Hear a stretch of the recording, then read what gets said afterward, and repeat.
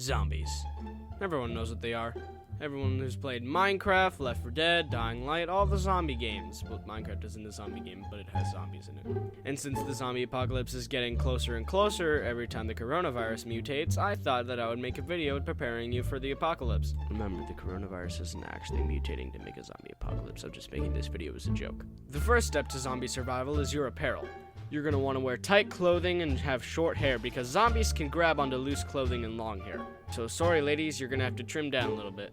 Or if you're a guy and you have long hair, you too. And if you live in Canada where loose clothing is pretty much necessary, you know those tight poofy jackets that nobody wears? Yeah, pick one of those up and you should be fine. Alright, that's step one. Let's go on to 330.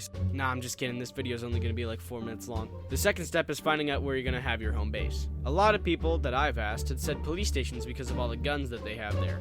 And I'm here to tell them, no, you big stupid dum-dum! Police stations are going to be filled with concerned citizens, you know, because there's a bunch of zombies swarming around. A lot of people, big conflict, a lot more zombies to be made. Just like the coronavirus, big groups are a no-no in this time. So police stations are off limits. Oh, what about hospitals, I hear you saying behind your screen that's probably covered in Cheeto dust? Hey, they've got some medical equipment and food. They've gotta be good, Noah. You're wrong again. Just like the police station, there's gonna be a lot of people going to the hospital because they, want to be cured from zombiness. So it's another no-no. Prisons are a good option, but how many of you can say that there's a prison in your city? Yeah, put your hands down. Well, there isn't a prison in my city because I live in the Great North, and there's a bunch of maple syrup drinking rednecks up here, so not a lot of jails. The next best thing to prisons, however, is middle schools and high schools. Let me explain. Schools are built a lot like prisons. Who would have thunk? They already feel like them. They have high elevations sometimes, and they have barred windows usually. By barred, I mean like they fold down and it's like a metal sheet. You know another thing they have that would be kind of useful? Lockable doors and security systems. Oh, my house has lockable doors. I hear you saying behind your screen. Stop interrupting me. Well, these lockable doors have 2 inches of steel and metal framing in the windows. I'm pretty sure your house just has like a fancy glass panel or something. Not trying to diss your house, by the way. Schools also have lots of crafting materials and weapons. Blunt objects you can hit people with. Wow. This is a good point for a segue, isn't it? Weapons! That's my segue, by the way. You're gonna want a lot of them, and you're gonna want good ones. Guns are usually a no-no, unless you have a silencer or a pillow if you're John Wick. Pillows don't actually work as silencers, don't try that. The main weapons that you're gonna be looking for are melee because, they're more portable, and you can smack someone in the face! I may be a psychopath. If you're looking for more blunt weapons, you're going to want to go with a baseball bat with nails, a golf club covered with barbed wire, or anything else you can hit someone with.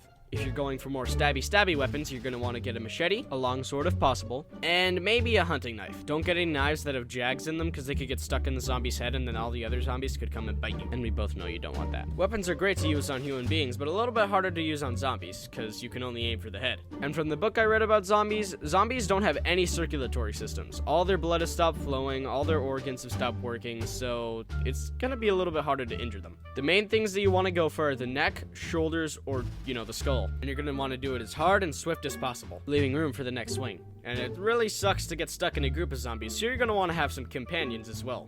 People to carry you through the harsh wastelands of zombies like I carried you in Call of Duty. I asked a bunch of people how many people they would take with them in the zombie apocalypse, and a lot of them said 5 or 6, and I was like, no, What are you doing with your life? I know that I've been staying in my basement studying zombies for 5 years. The problem with taking an entire family with you is you're gonna have a lot of mental quarrels. Someone's gonna want something, another person's gonna want another thing, and it's just gonna start a bunch of fights. So you're gonna want to take 2 or 3, just to keep it minimum. And if you want more than that, have fun getting eaten by zombies. Holy crap, that video took way longer than I thought it would to make. Oh my goodness. There's no excuse for me to say. I was just being super lazy. I don't know. Quarantine's I thought it would make my habits better, but it just made them worse. So now I'm even lazier. Sorry about that. I'll try to come out with content more quickly. A lot of it is going to be shitposts, so that's going to be fun. And yeah, thank you guys again for all the fan art. If you want it to be added, then I'd suggest writing your links on your page or on your fan art so that I can actually, because I can't remember who drew what. I've been getting a lot of fan art recently, and it's just hard to keep track. So if you want that, do that. So yeah, just a bunch of dumb content coming in the future. Subscribe if you haven't already, and yeah, peace.